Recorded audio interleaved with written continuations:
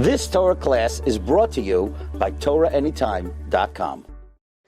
Okay, welcome everyone. Today, the 17th day of Iyar, the 32nd day of the Eimer, is the Yahrzeit of Rabbi Yechezkel Landau, the great Noda B'Yehuda, one of the great all-time Achronim, from 1714 to 1794.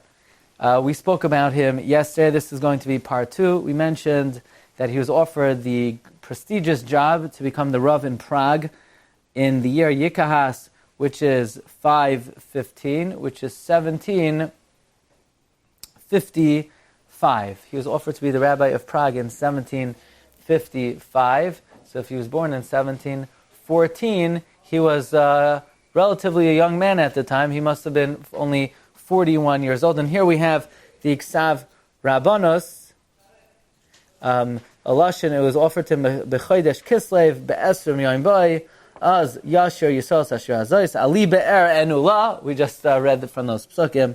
Yiras oitzare v'reishis chachma. So we mentioned yesterday how he was a very loyal citizen and ensured that the people stood up to protect the city of Prague during war. He would not leave his constituents and his Kehilah when he had the opportunity to do so. And we even have over here the tefillah that Rabbi Yechezkel Landau composed for the Empress Maria Theresa to be recited in all the shuls. First they were encouraged to say 10 chapters of Tehillim, and followed by the following Mishaberach. We'll read part of it. Mishaberach Abasein Avram Yitzchak Yaakov v'es tfilasam hezen b'chaleis v'chosha hakel asher ruipa es Miriam achos Moshe, and he said kel na rafana, and so on and so forth. Hu yishma v'yakshiv l'kol shavas tfilaseinu b'rachamim u'v'ratzayin v'yirpa es hoid malchusa kesaris Maria Theresa Rabbas Achesed Refuah Shalema, so that she should be invigorated as in her youth. Okay, now the... So there's a lady around the country? Yeah. Didn't she kick the Jews out from Prague? So I'm just curious why he would make a mission. I think she was... The Galachim influenced her. But at the time, she was the presiding governess, and you always have to... Yeah, as they say. Now... The Noda B'Yehuda was, aside from being a Gadol Hadar and Psak, he was a well-known darshan and moichiach. He would rebuke the people. In fact, we have a record of how he imposed takanos and how people are allowed to make simchas, that they can't invite more than 10 people to the simcha, and what the smorgasbord was allowed to look like, and what the women were allowed to wear at the simchas, all legislated by the Noda B'Yehuda. And now in Drush Dalid, in the Drushay Hatzlach, the Noda B'Yehuda deals with the issue of talking by davening. So here the Noda B'Yehuda says, I've already reprimanded so many times about talking by davening, especially Cedarhurst Hashatz, Rachmana Litzlan. He says, and I warned, and I see, Loi Palti Klum, it was not effective. And the Tsaras has spread.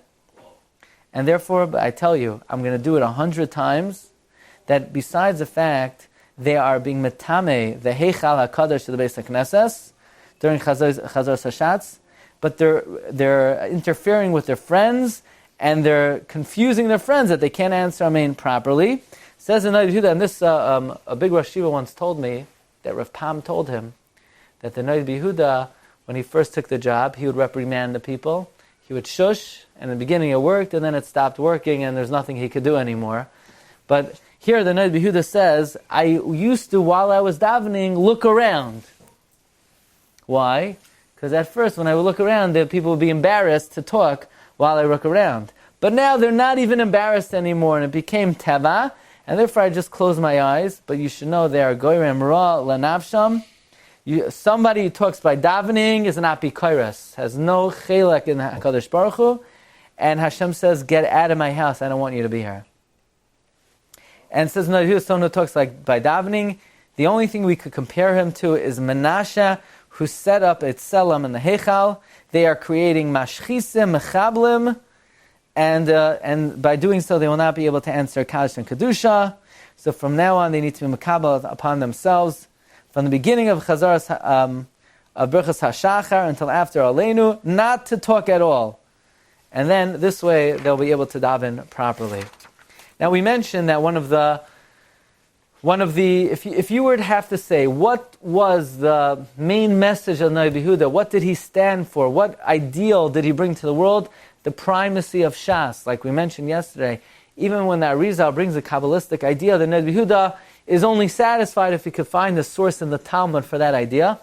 Rabbi Yehuda writes in a tshuva in Even HaEzer, Tinyana, Siman Ayin Test, you should know, my beloved students, it should be inscribed on your heart. This great klal. No sage after the seal of the Talmud has permission to say anything against Shas. Ha'omer davar listar kutza yud midivrei hashas la yechashev b'chlal chachmei Yisrael. He is not considered one of the sages of Israel. Once the Shas has been sealed shut, nobody has a right to say one word against it. Now I want to read to you such beautiful words of his one of his primary disciples. Remember, he had a Talmud, Rabbi Lezer, the Chai Adam, Rabbi Avram Danzig was a student of Rabbi Yehuda, as well as Rabbi Lezer Flackles. Rabbi Lezer Flackles writes in his Sefer Oilas Chodesh and Chelak Gimel, Drush Yud Zayin, page Peheyam and Beis. He says, "Kenani yatzakti mayim al yadei al yadai k'may eser shanim."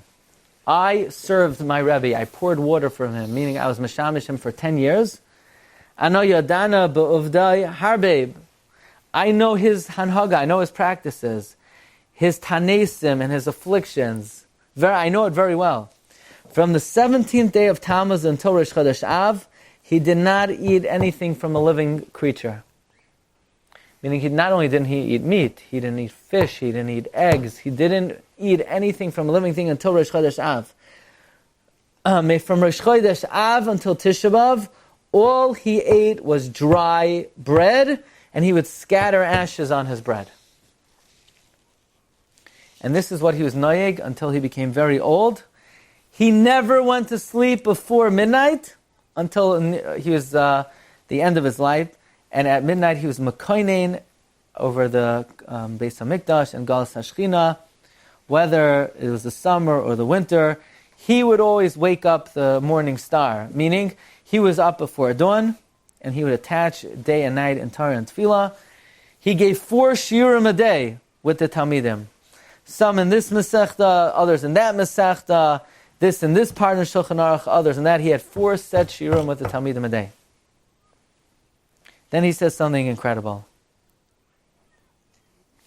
He says on page Tzadi Aleph Amud Beis, who could we return to?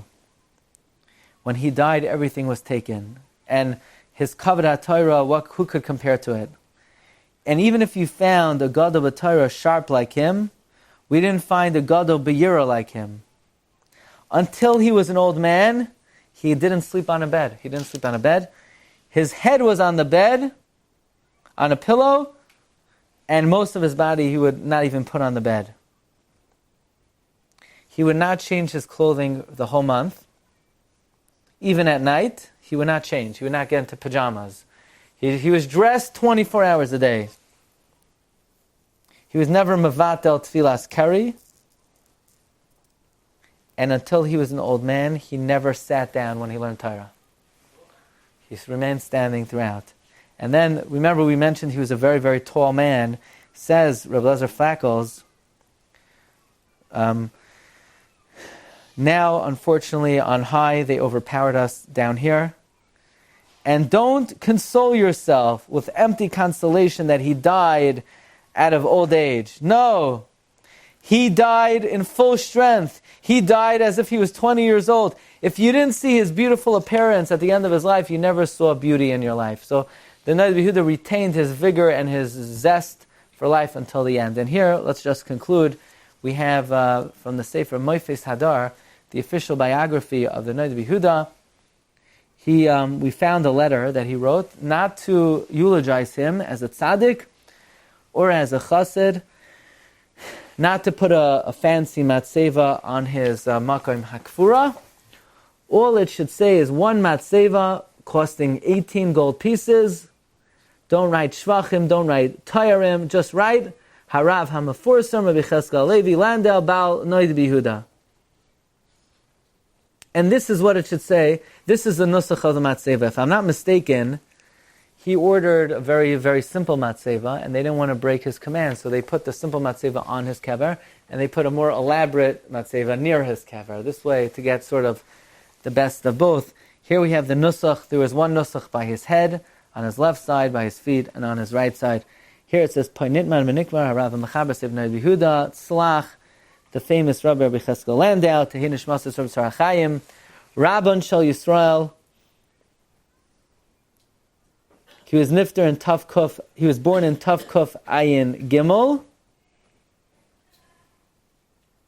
So Tavkuf Ayin Gimel. Excuse me. In the year Tavkuf Ayin Gimel. What year is Tavkuf Ayin Gimel? That's 573. So 573 plus 1240 is 573 is 613.